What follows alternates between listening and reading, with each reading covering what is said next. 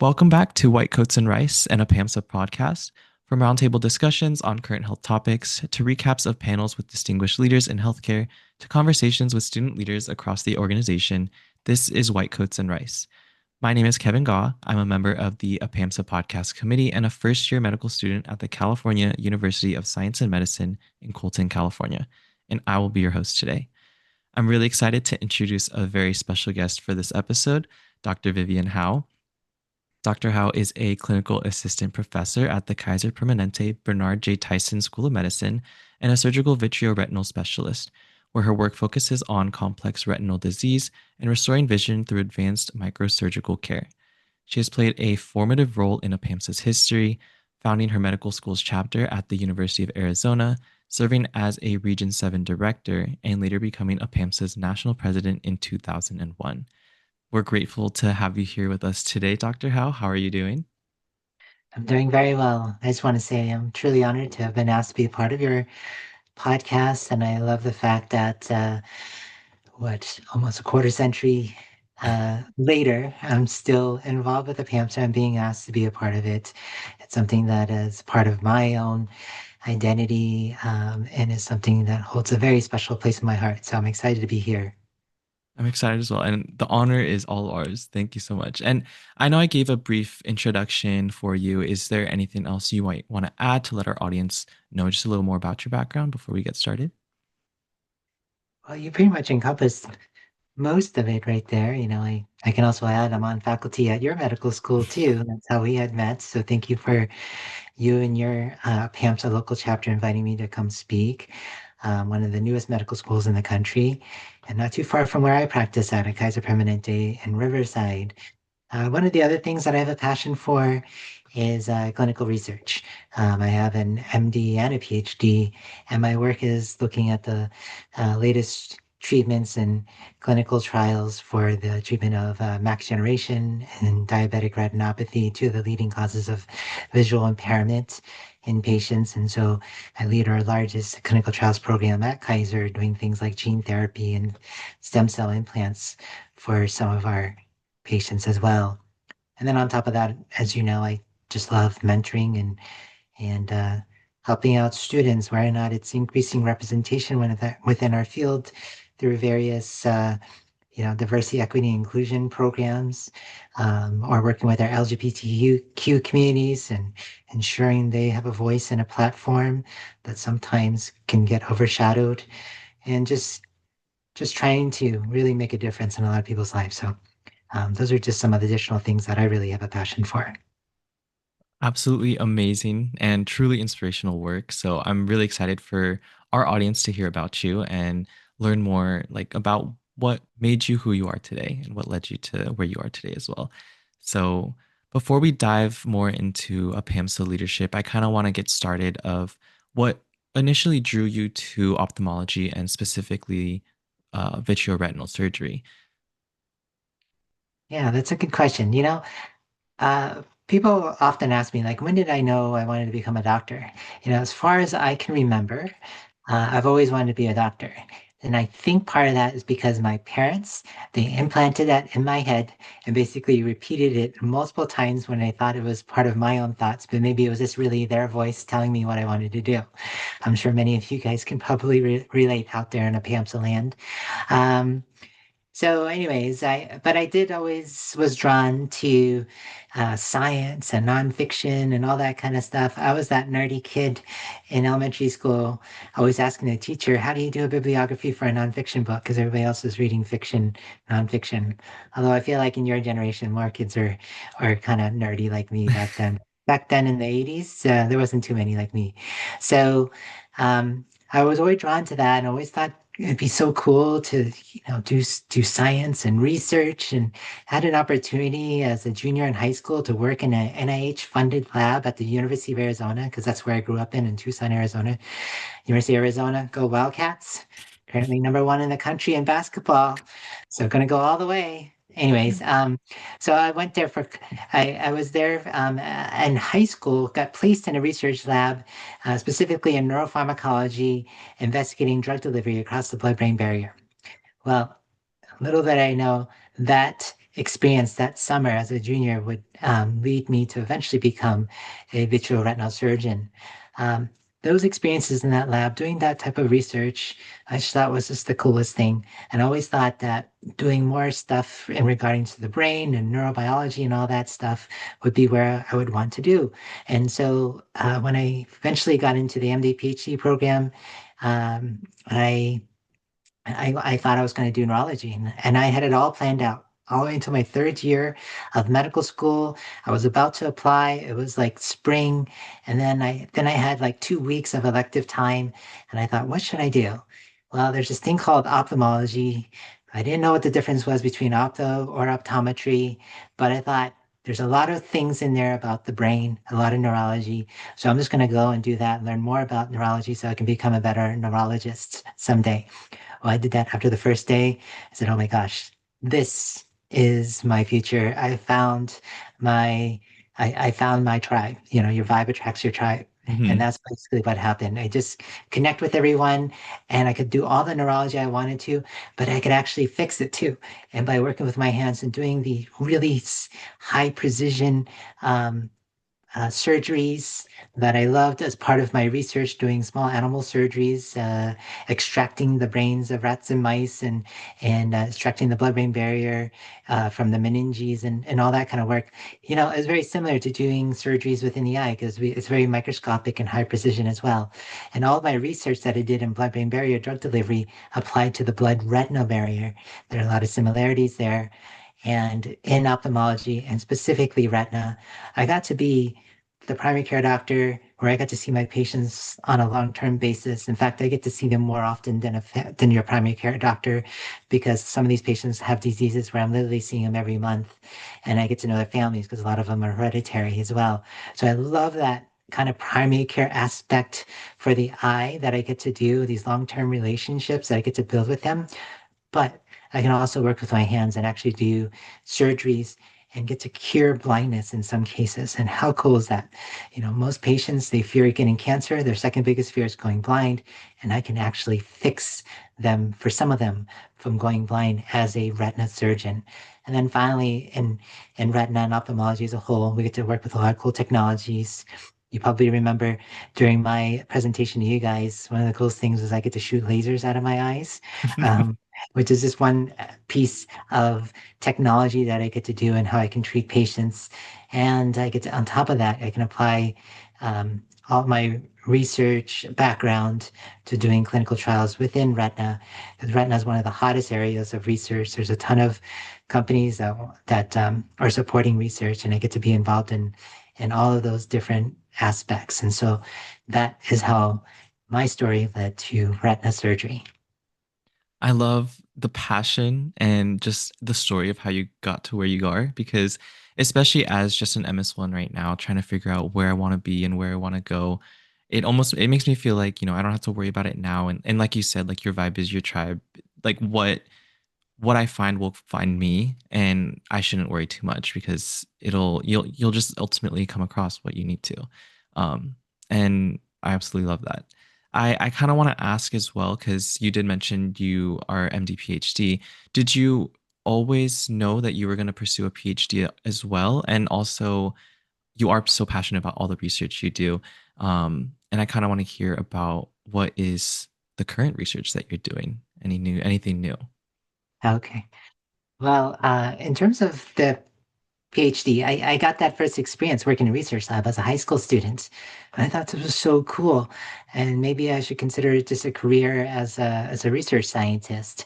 Well, I continued on in that same research lab. My mentor at that time, who still is today, Dr. Thomas P. Davis in pharmacology at University of Arizona, um, gave me that experience to work in a lab and really show me how much of a difference I could make by doing this work in this lab and how it could connect eventually to translational research and also in patients. But the problem is just working as a research scientist, it just stopped in the lab. Like I passed it on to others and others would take it on from there. I want to be part of the whole process. And plus, to be quite honest, no offense to my PhD friends, I could not see myself in a research lab surrounded by rats and mice all day. I'd go crazy trying to talk to them when I was bored. And I'm just a very people person. I love connecting with with just different people from all walks of life and learning from them, hearing their stories, and just the richness of the diversity of all the people that you see as a physician in the people.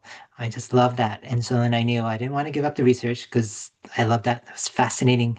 And I wanted to work with the patients themselves that I would eventually be treating. And so ultimately that's why I combined the two and continued on as part of the MD PhD program. And I was very fortunate. My mentor helped me get into the program at the University of Arizona, where I stayed at for medical school. So I've been a Wildcat for 12 years, undergrad, med school, and PhD in that neuropharmacology lab. Now, uh, I did give up working in a basic science research lab to transition to clinical research. And that was because I really liked working in the clinics. I mean, I just wanted to spend the majority of the time working directly with the patients and doing the surgeries. It's kind of hard when you're also trying to manage a research lab and trying to chase down grants and trying to support a whole team. It just wasn't for me, although it is for a lot of other people. And I certainly admire those who do that. But I could still do research as a clinician through clinical research. And so when I had joined Kaiser Permanente, um, they had promised me that they would give me the support to build a program from scratch because nothing like that existed at Kaiser in the field of ophthalmology. And so through a lot of perseverance, blood, sweat, and tears, making a lot of connections and convincing people to believe in my vision for doing clinical trials at Kaiser, we finally were able to nab ourselves our first study, which looked at as a drug to extend drug delivery within the eye for macular degeneration, and and so that taught us how to do trials and showed us or showed the world and in the field that we could do studies at Kaiser. And eventually from then on, it just kind of built and built and built. So now we're doing some of the latest, most innovative studies that are only be done at mostly academic institutions.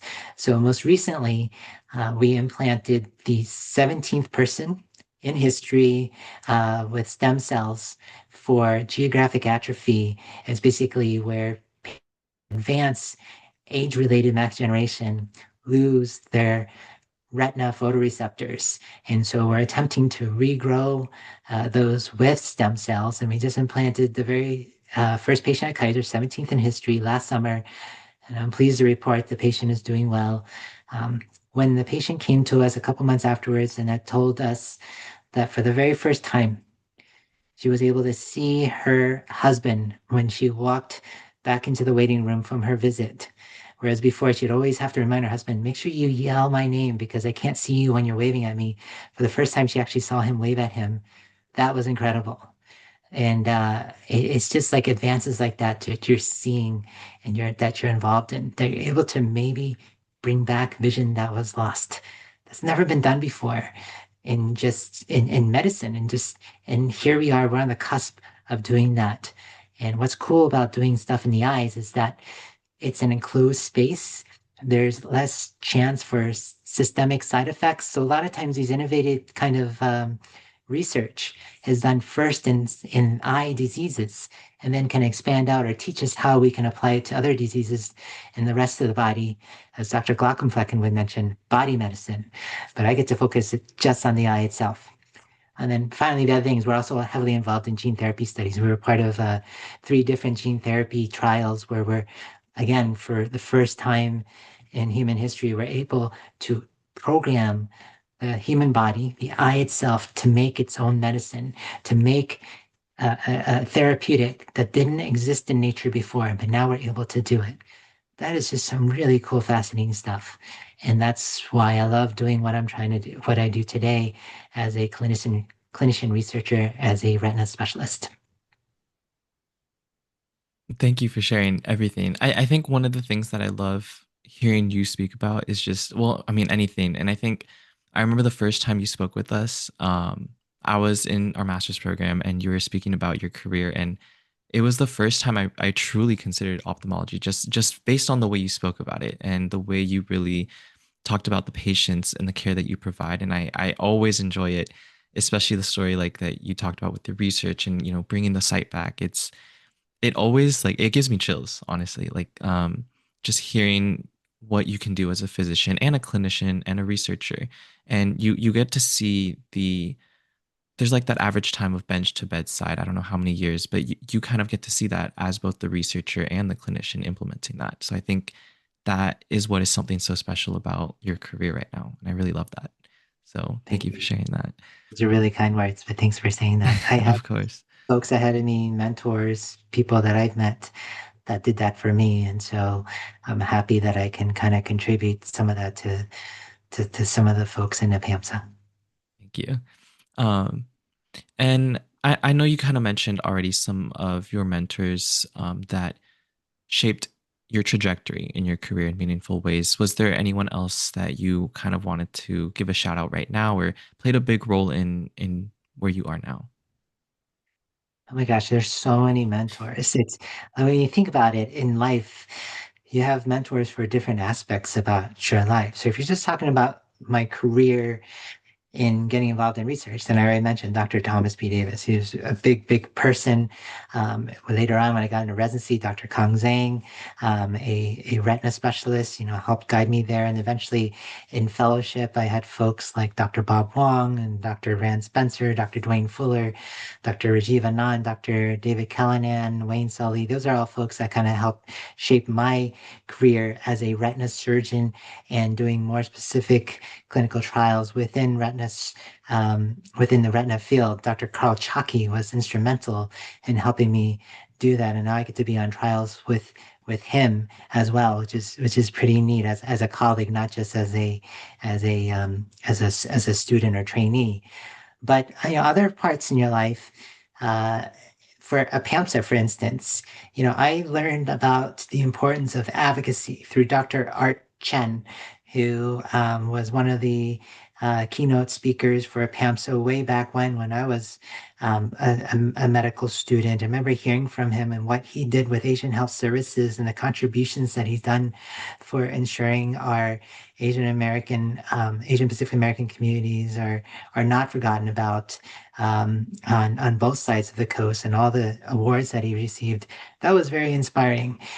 For him to tell me stories about him growing up, and along with Dr. B. Lee, who's a co-founder of APAMSA, about how they wanted to inspire a new generation of medical students, Asian Pacific Islander American medical students that made sure that they were socially conscious, that they made sure that folks didn't forget about them simply because they were a quote model minority, that they were bringing up stuff that nobody had really talked about at that time, when I was going through training, about how a lot of Asian Pacific American students were, very kind of quiet and just didn't didn't stir the pot a little bit or didn't speak their mind because that was how they were taught. And Dr. B. Lee um, and the other co-founder for APAMSA, Dr. Jimin Lee, both taught me to make sure to not quiet my voice, to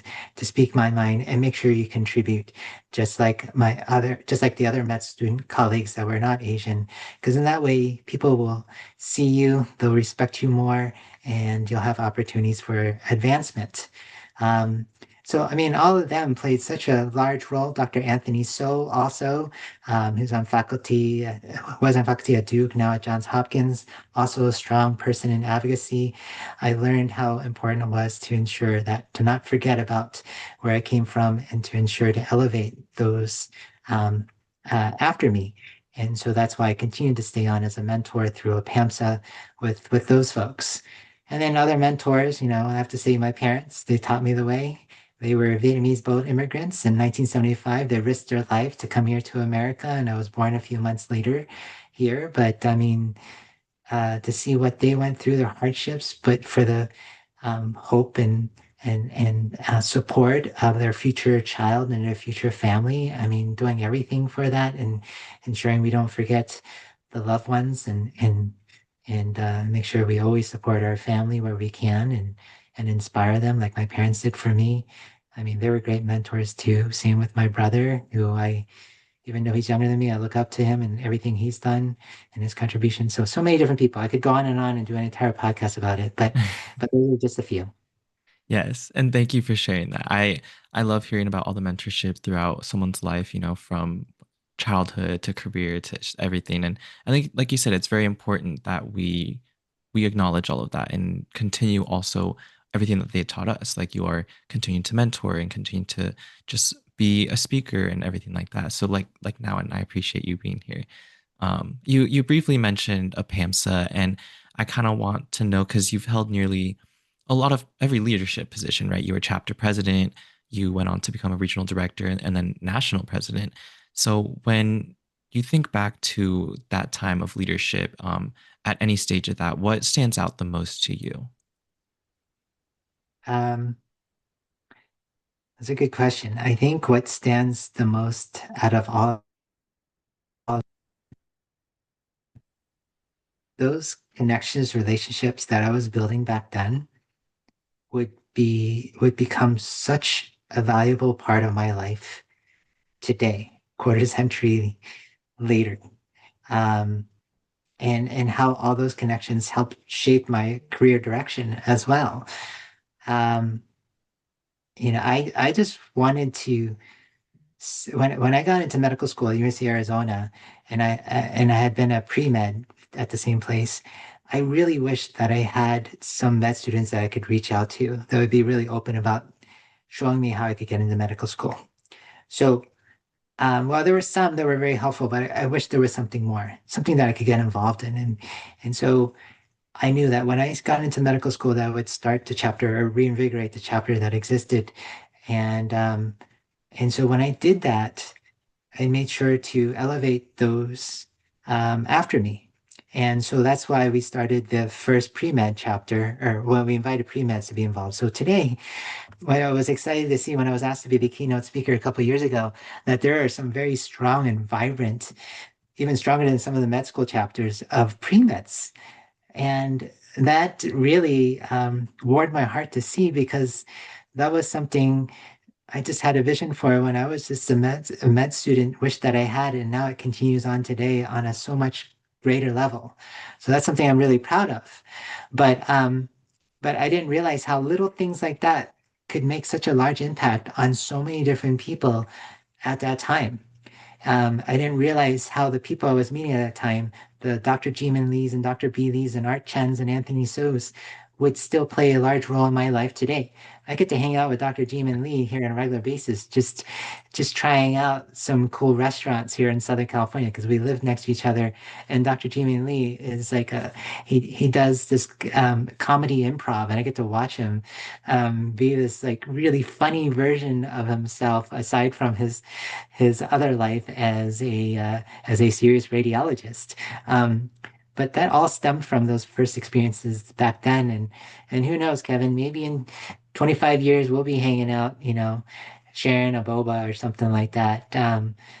Just talking about you. Remember that time when you invited me for that podcast? So it just the thing is, take in these moments and maintain those connections you have with everyone because you never know where that's going to take you. And it just only makes your life so much greater and grand when you build this network, some amazing people, because we all have a similar type of interest.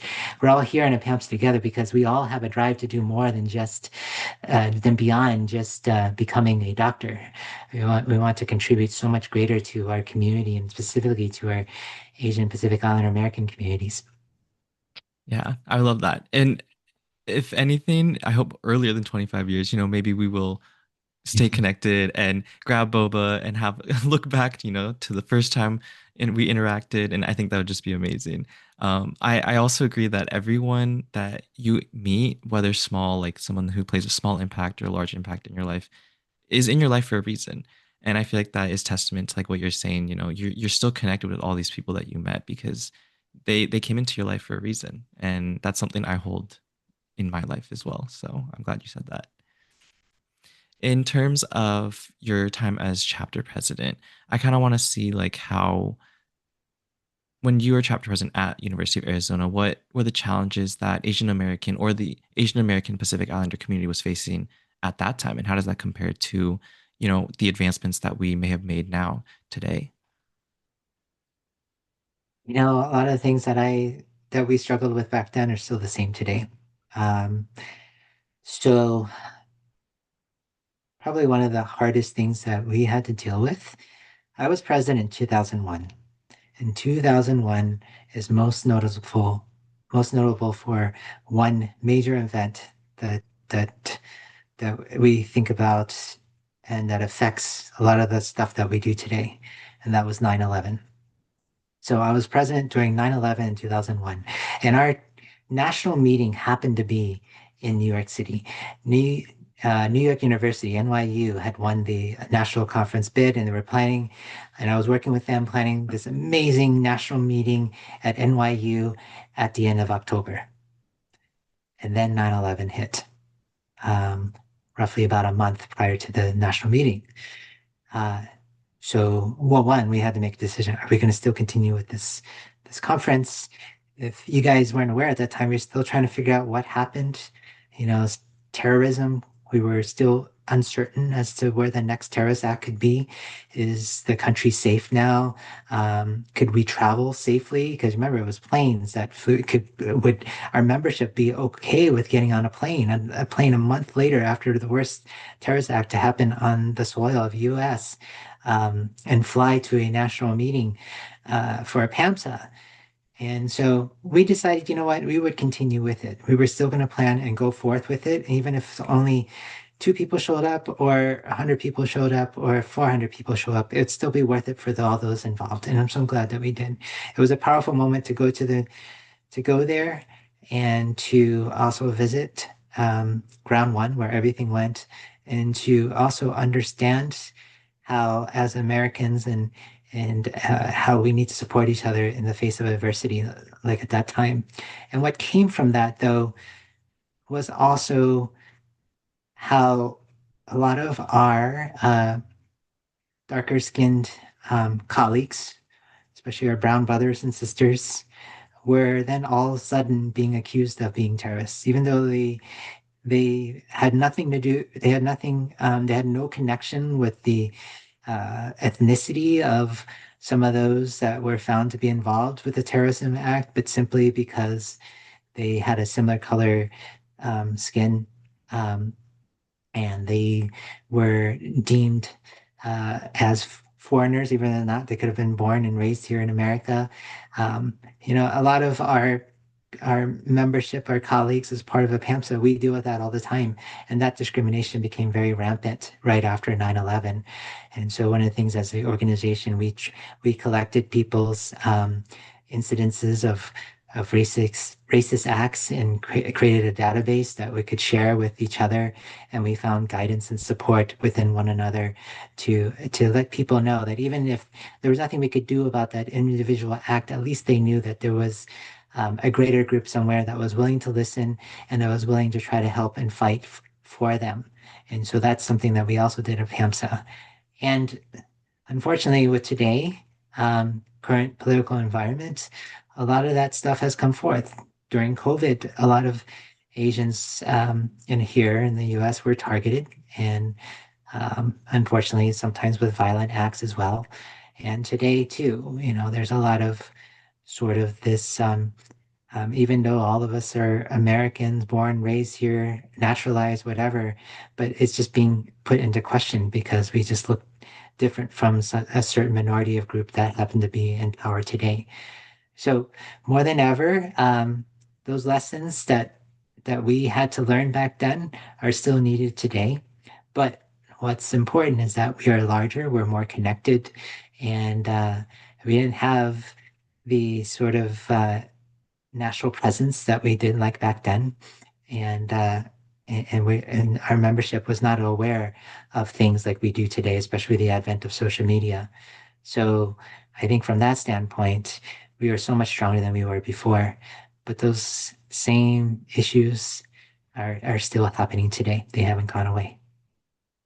I agree. And I think that community, like you mentioned as well, is one of the most important things in all of this, just banding together, putting our voices together and standing up for what we need to make a change. And, now more than ever, especially like if we're dealing with the same issues, it's really important. So How do you feel that your leadership in APAMSA maybe changed or helped you understand what advocacy in medicine meant?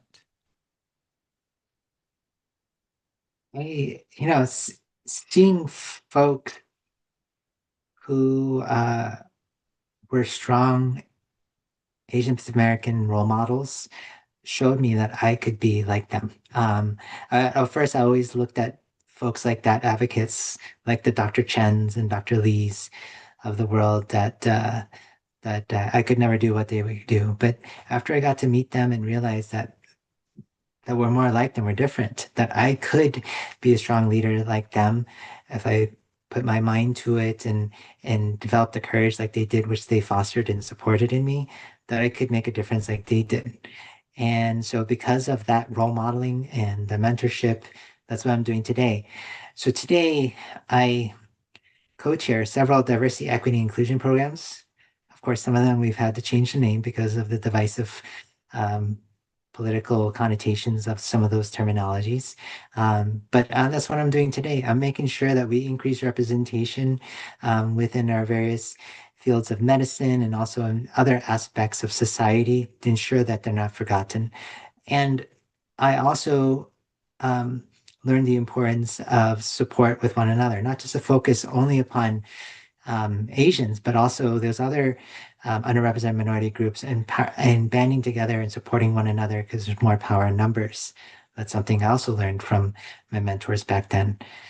And then today, unlike back then, I was not openly trans. I was not openly a member of the LGBT community like I am today. I was still trying to figure myself out, even though I've always known this about me since I could just remember. But uh, but it was a hard time back then, with the way society was and how people understood folks that were transgender and non-binary.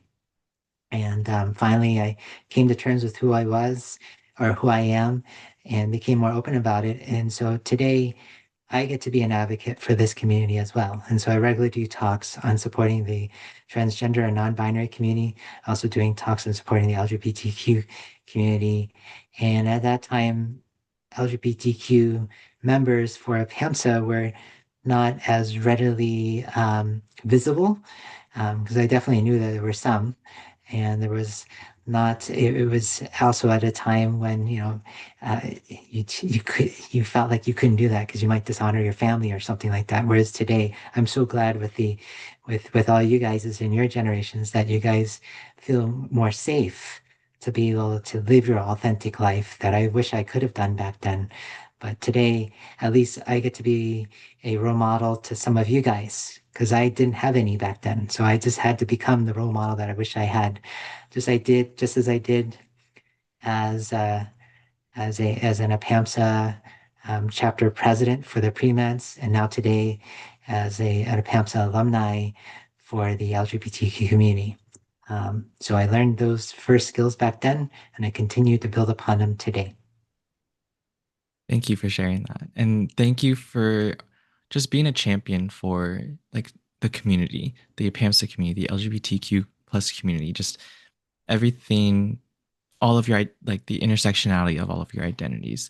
I think that that was something that I always wanted to be growing up, having dealt with my own the issues surrounding my own identity as well, and growing up in a family that wasn't necessarily accepting. I am technically not openly out with family, but I get to be as my authentic self because of everything that has come generations before, whether it be at school, whether it be just with my friends and just in the community.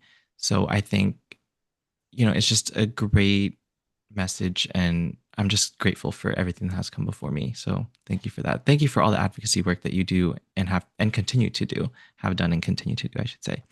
Um, and I kind of want to talk about those identities as well, the intersectionality, right? But first, I want to be mindful and kind of let you guide this part of the conversation in whatever way feels right for you. Um, how do your identities as a transgender woman and Asian American intersect in medical spaces? Thank you for that question. But before I get started, I want to just commend you on being open and vulnerable on this podcast for all of our membership as well. That takes a lot of courage. I have to tell you, when I was a student and at your age, I was not as courageous as you. I know some of you may see me now. I'm on the podium, your former keynote speaker doing talks all the time. But when I was a medical student like that, there was still a part of me that was definitely afraid about others finding out about this identity of me. Um, and so I also, even though I'm older, I also learn and am inspired by the younger generations like you as well. So we're helping out each other and it goes both ways. So Thank thank you, you. Kevin, for sharing that. Thank you. I appreciate that. Um, now, your question again, you wanted me to kind of talk about how my various identities have come together and shaped me to do what I do today. Yeah, just how those identities intersect in the medical space and how you have encountered that, whether it be Okay. challenges or some new insights, new perspectives, and everything. That reminds me of a story. Um, when I was struggling where not to come out, to try to live my life authentically as who I was, as Vivienne Hau. Um, this was right around uh, 2016. I had just learned that the um, Trump administration had just been elected. And of course, as we all know, it's very transphobic. And so the concern was that a lot of rules and things would change where I could not, change my name or transition and things like that. And I felt like I needed to do this before it became too late because I knew I wanted to live my life more authentically. Um, and on a side note, the reason why I really wanted to do at that time, aside from because of the political situation, was also because of my daughter. When my daughter was born, I knew I wanted to be the best version of myself, the best role model I could be to my daughter. I made that promise to her when I held her in my arms for the very first time. And I realized that I could not be what I made that promise to her without being fully open and living authentically, showing her that the world will be okay and that she gets to know the real me, not this facade of what everybody wants me to be or thinks I should be. And so then I also came out because of that. I wanted her to know me as Vivienne, as a little child, and watch her grow up as Vivienne as well. So all that in combination in inspired me to come out as an openly transgender woman. And when I was going through that process, a friend of mine, who's also Asian and had transitioned a few years prior to me, um, had shared with me some advice. At that time, I was already holding some leadership roles with the American Society of Retina Specialists. This is the largest organization of retina specialists today. And my hope would be someday I could move up the ranks of leadership and be part of their board and executive leadership. And I shared with my friend, her name is Allison, um, that I thought all those opportunities would go away, that maybe it'd be better if I just gone stealth. And for those of you that understand, stealth means some of us who are transgender, we transition into our authentic self. We try to hide from the world, our former identity and all that, and try to just play the role and not bring attention to yourself. But my friend told me, you know what, you could do that, and you could maybe try to continue on and build your opportunities and leadership within your field. But she said, there are other people that can be a leader within the same society. There's plenty of other retina specialists that could do a good job as well. I'm not saying that that they were better than me or whatever, but there's others that could pick up um, that opportunity and do well. But she said to me, there was only one person in the entire field, in the entire society, um, in your world that can be an example of a openly transgender woman and teach them um, who the community is, and that we're not all those people that you see on TV or whatever the conservative politician is claiming that we are, that you could be a great representative of the field with a strong voice and platform that people will instantly respect because nobody can take away the fact that you're an MD, PhD, vitreoretinal surgeon, badass. So, um, and I was like, you know what, you're absolutely right. I could make so much more of a greater impact if I was open about who I was. I could be a better role model to my daughter, um, and incorporate that as part of my identity in my future leadership roles within the field of medicine, and also to my patients as well, because they're going to meet somebody like me. And some of them, they have no idea. I'm very fortunate that I can pass for most part. But a lot of them do know because I'm open about it, or maybe they knew me as my former identity. Um, and now they get to know the real me. And so for a lot of them, I'm the first transgender person they've ever met. And I've changed their minds about our community just simply by existing. And also all the friends and family members around me too have learned what a transgender person is. And it's definitely not what a lot of times social media or politicians say who we are. You know, I can humanize what it means to be a trans or non-binary person versus all these people trying to demonize us. So that intersectionality about being a vitreoretinal surgeon, um, clinician, researcher, and it just happens to be transgender, I think a lot of times blows people's minds. And that I am not like anything they thought I would be. And so I feel like that's it's part of the contribution and part of my mission role in this world and part of my legacy to lead. And if I can share some of that also with the PAMSA and the membership, then that's fantastic because I don't think there's too many people like me here that can do that. And all of us truly appreciate just everything that you stand for and just being you and your authentic self. I think that that's just the most important thing and something I remind myself every day. And I just love hearing it from you because it's just another reminder of, how I should be living my day-to-day life and being able to just be me, right? Everyone has their own journey, and whether or not they are ready to share it with the world, maybe they just need to hear another story.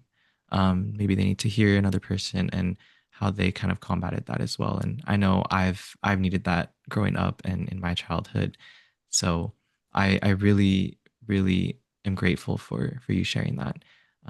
It means a lot, especially for someone who is part of the community and had a very similar um, experience, I guess, having to deal with everything that's going on in the world and maybe some family matters and just the idea of not fitting in and the acceptance that you quote unquote need to seek or get from society. So thank you for that. Thank you for sharing.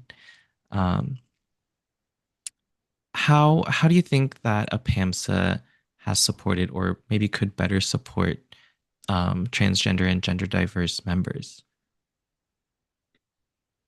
Well, you guys are doing a great job about it already and inviting me to come back. I mean, I back in 2001 when I was national president, there there is no way that I could have ever dreamt about being asked to be a keynote speaker because the people we were inviting to be keynote speakers back at that time were, I just thought these amazing people that I could never be on the same level. So to be invited back to be a keynote speaker was a huge deal, but to be invited back as a keynote speaker because of me being who I am, living my authentic life, was such a special realization for myself. It came back full circle. I come back as a keynote speaker, but not as who I was back then, but as who I truly am today. And that is amazing for you guys to not just invite me to come back as a speaker in one of the breakout sessions where only let's be honest, sometimes when you do those breakouts, only the people, it's like you're preaching to the choir because only people interested or done are going to go to that. No, no, you put me in front of the entire membership, and everybody, whether they liked it or not, had to listen to me and had to hear my story. And maybe I changed a few people's minds at that time, or maybe opened their minds more likely. I know, I know PAMS is very progressive, so maybe more open their minds. It's more of an accurate term as well, but definitely move some hearts at the same time. That's incredible that APAMSA did that on a national level. That says a lot about the progressiveness of APAMSA and has showed me that that that sort of openness and inclusivity um, that Dr. B. Lee and Dr. Jimin Lee started back in 1995 continues on today into things which I'm sure they would have never have guessed it would grow into to become. It's like the baby has grown into this amazing, amazing organization. And so I love that. So you guys are already doing incredible things. Just continue doing what you're doing. I mean, I'm not sure what more that you can do. You're already inviting us. You have openly LGBTQ members. I think you have even a subsection one of your former members, Dr. Michael Wen, who's now an ophthalmology resident at Vanderbilt. Um, he invited me to do a webinar as part of the LGBTQ subsection. I was so blown away. He's like, "You actually have a subsection? That's so cool!" And he led that at that time, and now he gets to be one of my colleagues now is an ophthalmology resident, and I actually just invited him to be a part of the American Academy of Ophthalmology LGBTQ um, executive committee as well. So he's working with me directly in trying to make the entire field much more open to the LGBTQ community. But he started there at APAMSA, just like how I started at APAMSA years ago. So you guys are really building and inspiring future leaders. Yeah, and that just goes back to the whole thing we talked about, like connections and kind of. I like to think of like the string theory of, I think it's like red string theory of like someone who's in your life will continue to be there, and you'll always find a way back. And the impact that they made is there for a reason. They're in your life for a reason. Um, if Absolutely. I Proof of it. yes, exactly. I like I said, I've heard your story I think probably three times now because I heard you speak at our school twice, and I'm hearing it now, and I've read articles as well, and I will just say I can never I always learn something new, and I'm always so enamored and captivated by the story that you tell, even if it's the same. I It's just something that I truly enjoy, and I feel like I it's just something about it I just always love hearing. And I think it's really important. And that's why I wanted to share it with all of our audience. And I just want everyone to get to know you in that sense. Yeah. I'm giving you a virtual hug right now, Kevin, and all Thank of you you. in Apamsa Thank land. you. And so now I kind of want to talk about, I know you've touched before about advocacy and we've kind of spoke about it as well previously. What does advocacy look like in your day-to-day work? I have always loved this quote. Your existence is a form of resistance. It's just, living every day fully and unapologetically yourself and just doing the things that make the world go round and round. I mean, that's a huge contribution in itself. And I want to remind everybody that is amazing form of advocacy too. Just being yourself. Like for some people, they're in a position where they are uncomfortable doing like what I do or you do, or maybe they just haven't gotten there yet in their life where they can do, or maybe they just don't have the kind of support that they do. I mean, I have it now, so I can do it safely. I'm at an organization that I know that's not going to fire me talking about this part of my life. So I feel very safe. But I know not everybody has that. So if all it is just being you, that's good enough. But but in terms of further advocacy, if there are opportunities and you're willing to kind of just maybe take a little step out of your safe zone and challenge yourself, you'll find that there's plenty of folks that will mentor you and support you and give you guidance along the way because you're never alone. That's the other part of it. Oftentimes we forget that. There's always people out there that are willing to give you um, a lending hand. I found that myself too as I got involved in my leadership roles because there was always somebody that was willing to help me become the leader that I wanted to be, even when I didn't think I could do it or I wasn't good enough. There was always somebody there that was going to inspire me or help me get to that point. Yeah. And I think I've had those encounters of trying to, get out of your comfort zone. And that happens a lot in just anyone's life. And I think it is just trying to push yourself past that barrier to find other people, go out to wherever you need to go. And, you will find other people there who are passionate about the same thing. And they might have more experience and they're just there to guide you. And then soon you'll be the mentor for someone else. So, yeah. In terms of just advocacy, I know you're very involved for just a bunch of different things. So, how do you find that balance of, you know, being a mentor, being a clinician, being a researcher, and just avoiding this like how do you find the time for all of it, I guess? Yeah, it can be tough sometimes. And I have to be honest, I'm not always perfect at it. Um, but it's really important to prioritize those things that that need to be taken care of and not lose track of that. And for most, that priority will be your family. And so I always ensure that no matter what I do, that I always place my daughter first. And if some of the things that I do beyond that can somehow maybe help her life and make things a better place for her when she's ready to take on some leadership roles or just kind of just grow into being the wonderful woman she will become someday. My 11-year-old daughter will have that. And so I have a passion for doing all this type of work because I feel like I'm ultimately contributing to what is the most important person in my life, and that's my daughter.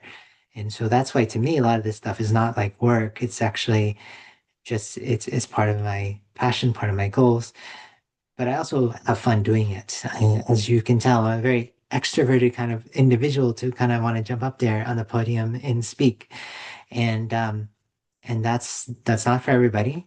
But for me, it's actually fun. Like I volunteer for that stuff. So I make time for that. I make it happen. And over time you get to the point where it's kind of like second nature and you don't have to prepare for it as much. And so then it's easier to do things like that because you no longer have to prepare so much for it. So that's why it seems like I'm doing a lot, but a lot of what I'm doing is just adding on or building upon things I've already done before. So it's like second nature for me.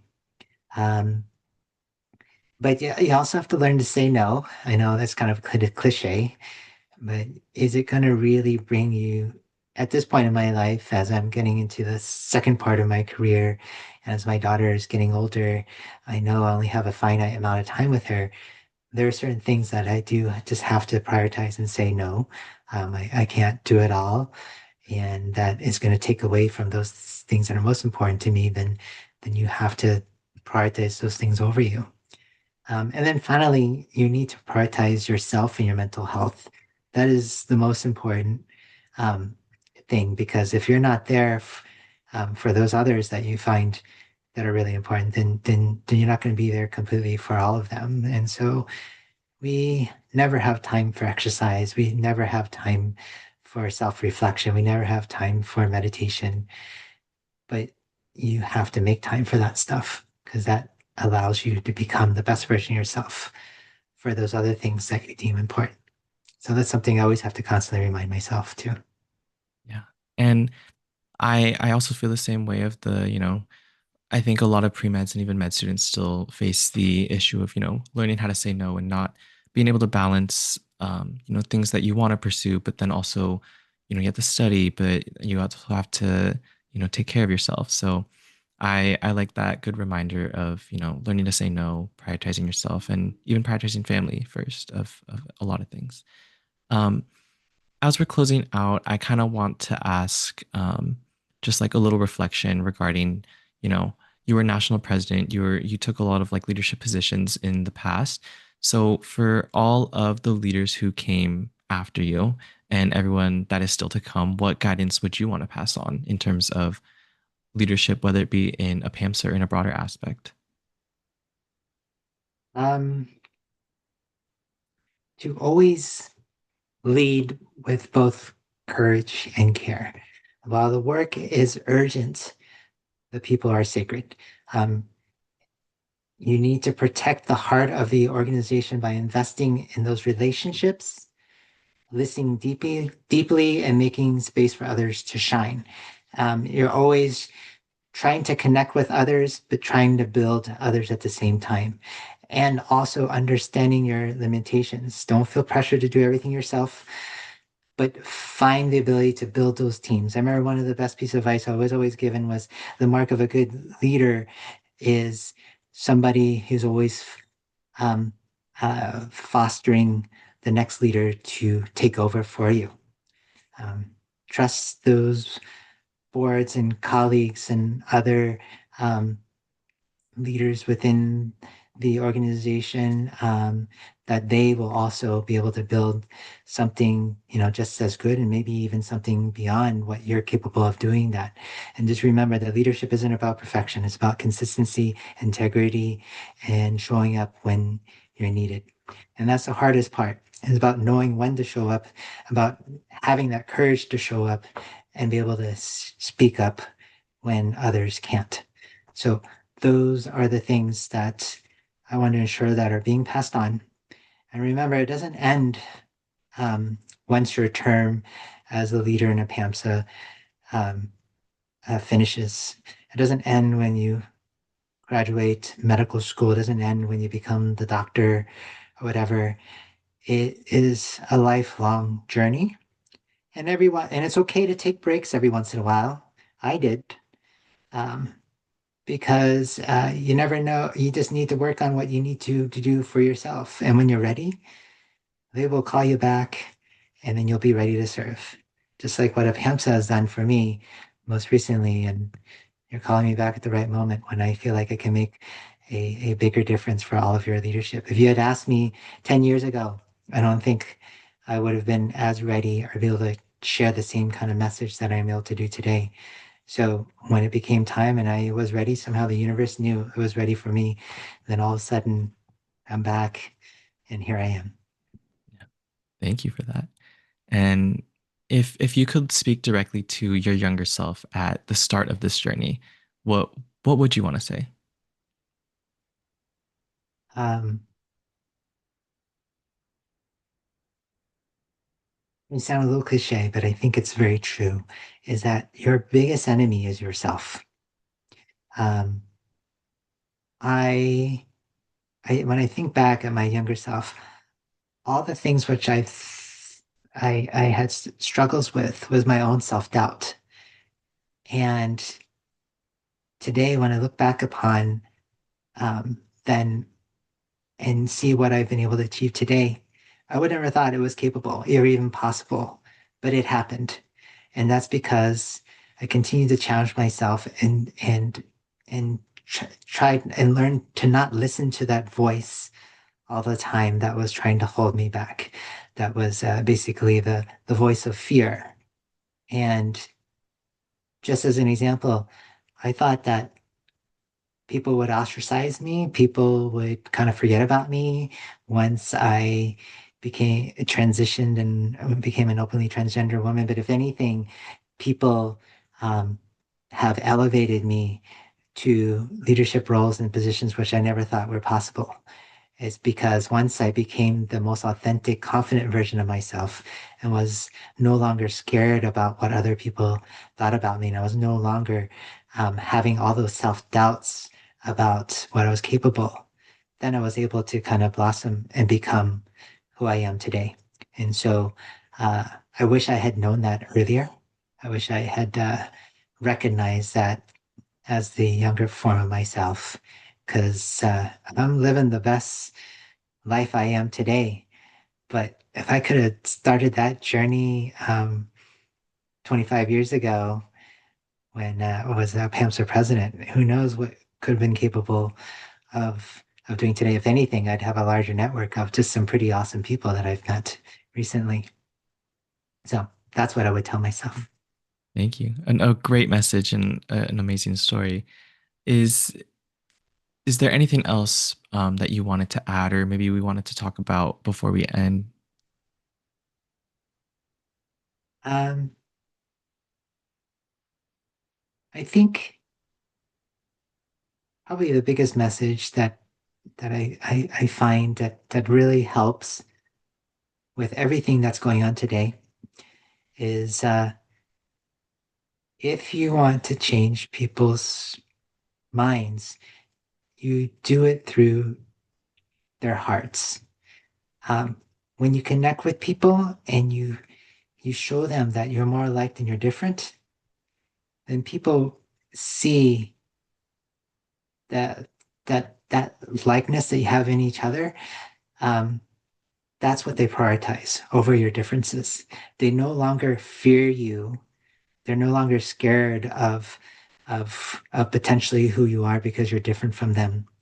And once you find that connection, then I think people then learn to respect and love one another in ways which we're currently not doing. So rather than trying to chastise people because of their differences, trying to connect with them over your more similarities and likenesses. And so I think if all of us could do that more often in everything that we do, um, I think the world would be a better place. I love that. Yes. And I think that's just an amazing way to end this conversation. For now, I hope that we continue to talk, more in the future. Maybe have you on in the next season and the next season. you know, we I think you have so much to share and so much to offer, and I know that there's just always so much more to learn from you. So thank you, Dr. Hau, for being with us today and sharing your journey, all of the reflections with our listeners. I think that your story is a powerful reminder of the impact that a PAMSA and just community in general can have, not just during medical school, but across your entire career and your entire life. So thank you again for being with us today. Well, thank you, Kevin. I look forward to meeting with you again, either through this podcast. But just I warn you though, under one condition, that the boba's on me, okay? That's the thing. We'll see about that. I mean, we'll see in a couple years, right? But no, I will hold us to that boba. Okay, sounds good. Thank you so much again. And to our listeners, thank you for joining us for this episode of White Coats and Rice. Be sure to follow the podcast and stay connected with APAMSA. Is there anywhere that maybe our listeners can reach you if you're willing to? Yes, feel free to post my email address. You guys, anybody's more than welcome to reach out to me, to connect with me. I'm still trying to figure out my plans for the national meeting in San Francisco. Um, and so hopefully, if I am able to make it, then maybe we can connect over there. Uh, Plug for the national conference in San Francisco. What was it, February 20th to 22nd? Yes, that's correct. There, right? So I'm sure James Chua, right? He's the president Yes, now. yes. Okay, yeah. Shout out to James Chua and the National PAMSA leadership in San Francisco. So maybe I'll get to connect with some of you out there in a PAMSA land individually there. If not, email me and we can always talk. I'm always happy to take any of you guys out for boba. There you go. The offer's out there. Always making connections. That's the most important thing. Okay, sounds good. Alrighty. Thank you again, Dr. Howe. And to our listeners, until next time, take care. Take care. Bye bye.